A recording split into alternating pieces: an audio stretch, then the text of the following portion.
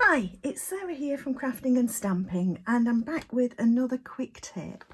And at the moment I'm concentrating a little bit on tools because we're in our celebration period. That's from now until the 28th of February, and celebration means that you can get a free product with a purchase. So if you spend £45 you get a choice of various celebration products. Let me just grab a brochure and show you. So we've got a variety of different celebration products, and there are some that are a special £90 purchase, free with a £90 purchase, a wonderful set of sentiments, and this one I think is brilliant because it's a stamp set and the paper, so great with extra purchases.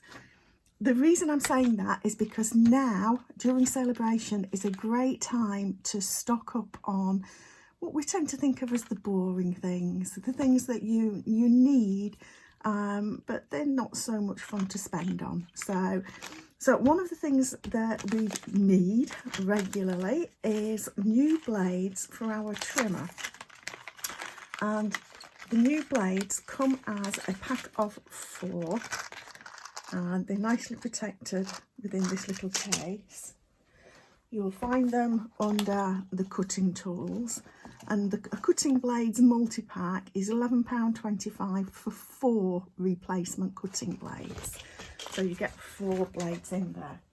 Now I often get asked how long will the blades last in my paper trimmer, and the honest answer is I can't tell you. It depends on a lot of things. If you are purely cutting through papers, our design series, let me find some. Our designer series papers, then these are really quite nice and thin, and they won't put too much stress on the blade. So I'm getting quite a reasonable cut of that. If you are cutting through cardstock, then obviously that is a bit thicker. And grab some regular cardstock. Actually, that's for a project. So if I just even pick out a bit of our vanilla cardstock, again this is a different weight, and so you'll that will start to dull the blades just a little bit more than the paper will do. The other things that are going to dull the blades are the coated papers. This beautiful new mother of pearl paper that we've got here is really beautiful. It's gorgeous, but it is one of our coated papers, and that will dull the blade even more because there's more than one layer there. We've got a card layer, and then there's the plasticized layer that goes on top. Even more dulling to the blades is our glitter paper. So if you're cutting glitter paper, then that's going to dull the blade even more, because you're cutting through the card and the layers of glitter as well. So it's going to vary the amount that it's going to dull the blade. The other things that can make a difference, a quick cut with it held well down. This bar here, this little, is a great one for just resting thumb and putting a finger further up there.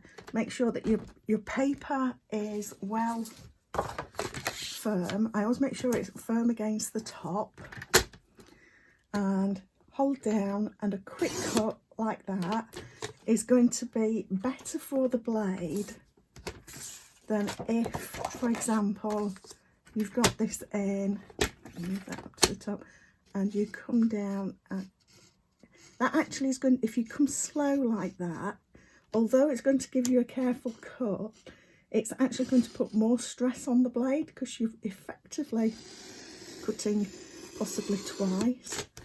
And you can start to see, excuse me, that there's a little bit of feathering starts to go on. Excuse me, I need a drink. And I noticed the other day when I was doing this card, don't know whether you can, if I bring this up, let's see if we can get the, you can probably about see the feathering that I'm starting to get on that card there. And that to me indicates that it's time to change my blade. When it starts feathering like that, it's time for a blade change. And the way that you change your blade, right, sorry, one more thing that I should say. If you always cut down for using your blade, then you won't be getting wear on the upper, it's a double-sided blade. So let me take this out.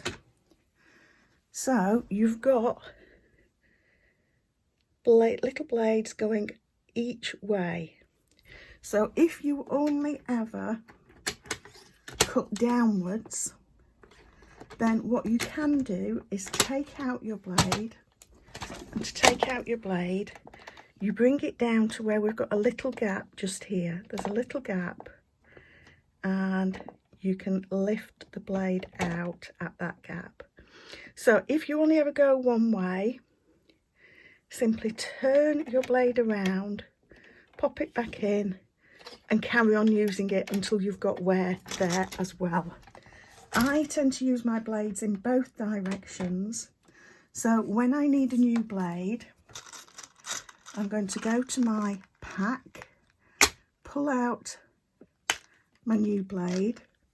They're well protected in the little bit of plastic there. And then, as I say, go down to where we've got this little gap here and just feed that in until it's all the way through. And then I've got a nice new blade. Like I say, I do tend to cut both ways. And that is how to change your blade, get a new one in there and be working again. So like I say, it's a bit of a boring item, but so needed. So it's well worth putting on a pack of replacement blades onto your order during Sale-a-bration when it helps you get towards that free Sale-a-bration product. So I hope that that's helped. Thank you for stopping by. Please subscribe to my channel below so that you get to see a quick tip every Friday and a quick card on a Monday. I also share a few other videos here and there. I've now started sharing my online workshop videos on here as well. So, like I say, thank you for stopping by, and I'll see you again soon.